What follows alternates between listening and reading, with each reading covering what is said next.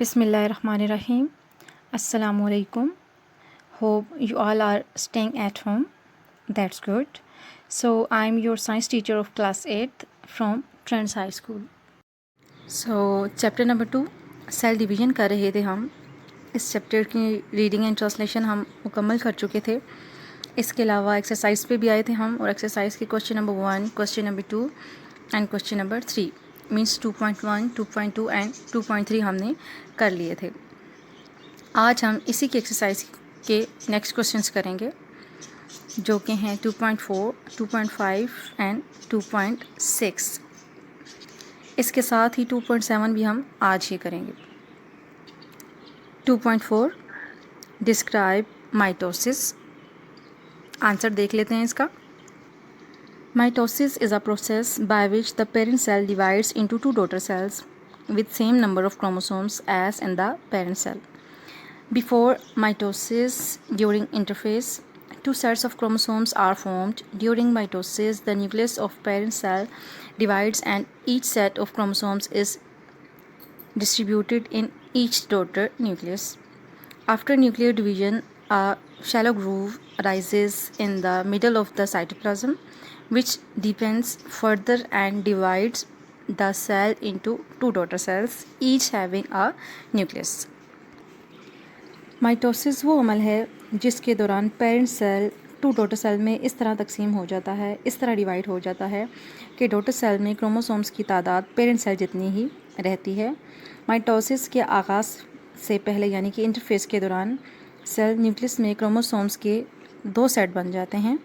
Mitosis के दौरान parent cell का nucleus to daughter cell nuclei में तकसीम हो जाता है और क्रोमोसोम्स का एक सेट एक डॉटर न्यूक्लियस और दूसरी डॉटर न्यूक्लियस में मुंतकिल हो जाता है. न्यूक्लियस की तकसीम के बाद साइटोप्लाज्म अपने दरमियानी हिस्से से अंदर की जानिब झुकना शुरू कर देता है, जो आखिरकार पेरेंट सेल को टू डॉटर सेल में इस तरह तकसीम करता है कि हर डॉटर सेल में एक न्यूक्लियस मौजूद होता है और हर सेल के न्यूक्लियस में क्रोमोसोम्स की तादाद आबाई सेल जितनी ही रहती है. नेक्स्ट क्वेश्चन है हमारा डिस्क्राइब मेयोसिस. पहले हमने माइटोसिस किया, अब हमारा नेक्स्ट क्वेश्चन है मेयोसिस. आंसर की तरफ आते हैं.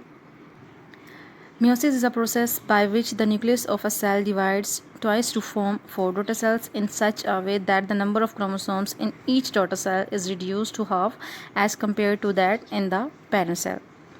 The process of meiosis consists of two divisions, that is meiotic 1 division and meiotic 2 divisions.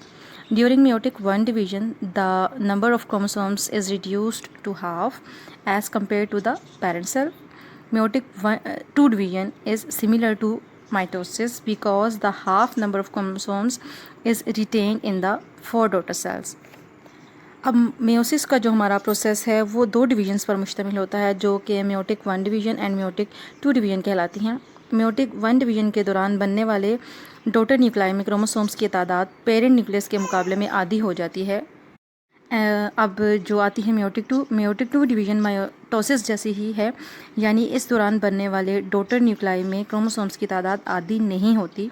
इस तरह मेयोटिक 2 डिवीज़न के ख़ात्मे पर जो चारों की चारों डॉटर सेल्स में क्रोमोसोम्स की जो तादाद होती है वो निस्फ ही रहती है, उसमें कोई भी चेंज नहीं होता.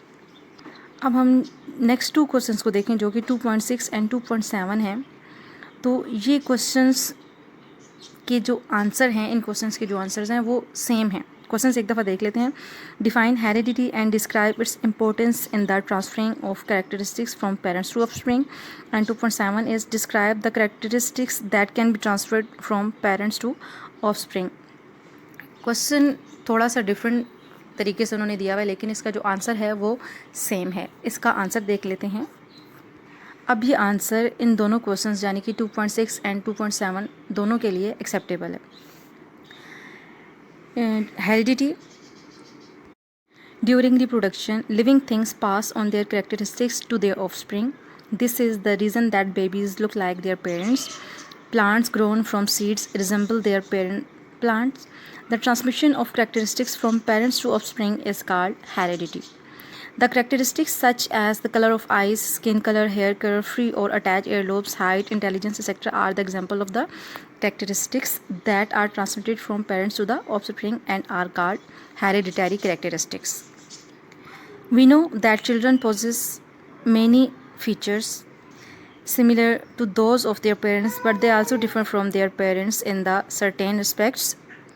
Similarly, brothers and sisters also show differences in many characteristics. Differences among members of a family or a species are called variations. Beneficial variations help organisms to adopt their environment, have greater chance of survival and continue their race. Reproduction के दौरान जानदार अपनी खुसूसियात बच्चों में मुंतकिल कर देते हैं। यही वजह है कि बच्चे अपने वालिदैन जैसे दिखाई देते हैं। अब बीजों के उगने से पैदा होने वाले पौधे भी अपने पेरेंट पौधे के मुशाबे ही होते हैं। वालिदैन से औलाद में खुसूसियात की मुंतकिली को हेरिडिटी कहा जाता है। खुसूसियात मसलन आँखों की रंगत, जिल्द या चेहरे की रंगत, बालों का रंग, कान की लू, जुड़ी हो या आज़ाद, कद और जहानत वगैरह ऐसी खुसूसियात हैं जो वालिदैन से औलाद में मुंतकिल होती हैं और हेरिडिटी कैरेक्टरिस्टिक्स कहलाती हैं। हम जानते हैं कि बच्चों की बहुत सी जिस्मानी खुसूसियात इनके वालिदैन के मुशाबे होती हैं, लेकिन इनमें कई ऐसी खुसूसियात भी होती हैं जो इनके वालिदैन के मुशाबे नहीं होती, यानी उनसे नहीं मिलती। इस तरह भाई बहनों की कई जिस्मानी खुसूसियात भी एक दूसरे से मुख्तलिफ होती है। एक ही ख़ानदान या स्पीशीज़ के अफराद में मौजूद इख्तलाफी जिस्मानी खुसूसियात वेरिएशंस कहलाती हैं। मुफीद वेरिएशंस जानदारों को अपने आप को माहौल के मुताबिक ढालने यानी कि कामयाब ज़िंदगी गुजारने, अपनी बका के ज़्यादा मौक़े हासिल करने और अपनी नस्ल को कायम रखने में मदद करती हैं। सो स्टूडेंट्स, अब यही क्वेश्चंस आप लोगों ने अपनी नोटबुक्स पर लिखने हैं और इनको याद करना है। नेक्स्ट लेक्चर में इंशाल्लाह हम नेक्स्ट क्वेश्चंस करेंगे, जिनके बाद हमारा सेकंड चैप्टर भी कंप्लीट हो जाएगा। जज़ाकल्लाहु खैरा।